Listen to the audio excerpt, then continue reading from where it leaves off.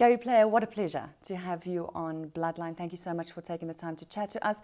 I think a few people might be surprised because if they think Gary Player, they think international golfer and not necessarily the horseman. Mm-hmm. So tell us about your story and horse racing. Well, first of all, I've been very blessed in success that I've had in life in the field of athletics and now as a farmer breeding racehorses. And if you asked me, it's hard to choose because I'm very thankful for all the success I've had. But if you ask me to choose, I'd choose the farming because this is the true meaning of life. You can enjoy the birds, the rain, having some routine, being with your family, having tea with your wife in the morning, being with your grandchildren, doing things with them, raising horses, seeing the babies, working on genetics. I study genetics at least an hour a day.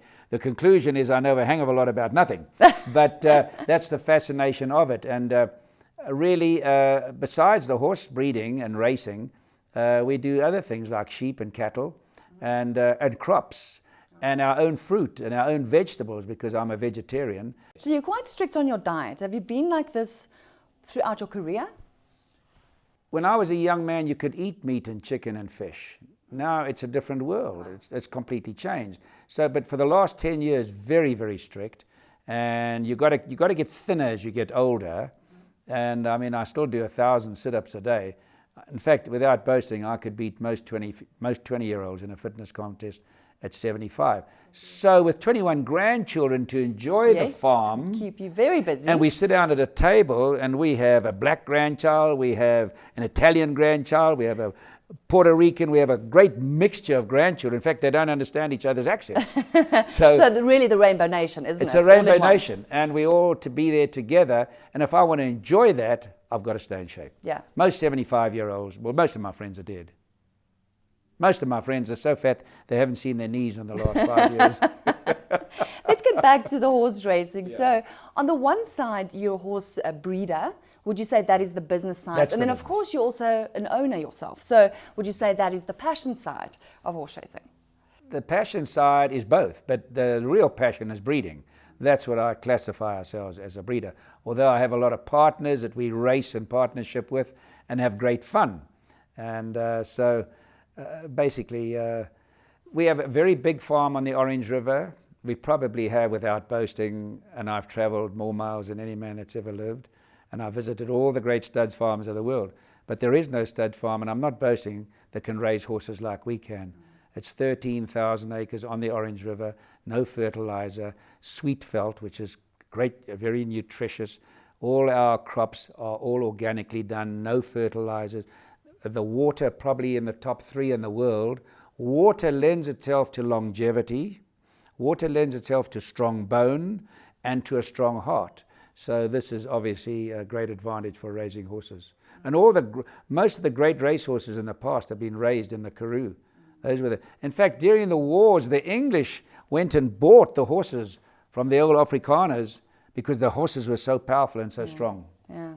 And do you think that will attract international buyers to our country so we can get some foreign capital and injection within local stock? Yeah. Good question. Sorry I interrupted you there, Jacqui. The horse industry, first of all, breeding and racing, is a great employment of people. It's one of the top 10 industries. I think it's one of the top 5, but I'm going to stay in the clear. In the top industries in South Africa today.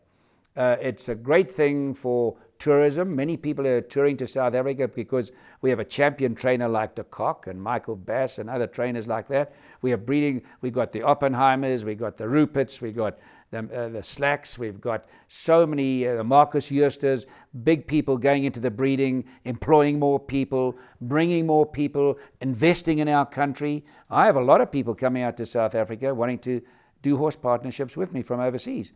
Next year we're going to have through the brilliant idea of a Mrs. Rupert, Gaynor Rupert, who's got the horse bug. You see, the horse business is a disease, the same as golf is, and she's got it.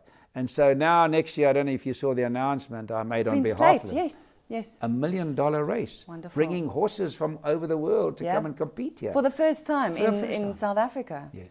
Or Africa for that matter. First time. So do you think, Gary, that this is the way forward? you know, if you're looking at horse racing currently in South Africa, do you think that is the answer, putting South Africa in the map and making it more international, appealing? Well, first of all, we've been breeding a lot of very good horses in South Africa. You go back, we had Colorado King, we had Bold Tropic, we had our great horse, horse Chestnut, and so forth and so forth. And Michael de Kock has really raised the bar. Right. He's got something, Why is a man a better golfer? Why is a man a better businessman? God has loaned them a certain talent that you cannot describe. Michael de Kock's got that. There he is winning races all over the world for us. And people, I can tell you, because I'm traveling to all these places, are saying, wow, South Africa breeding great horses. And what a trainer you've got there. Look at us. You're doing so well. You're beating us in all these places. Well done. So now we're going to attract the people. But the main thing for me is we're creating jobs. And that in South Africa is so important.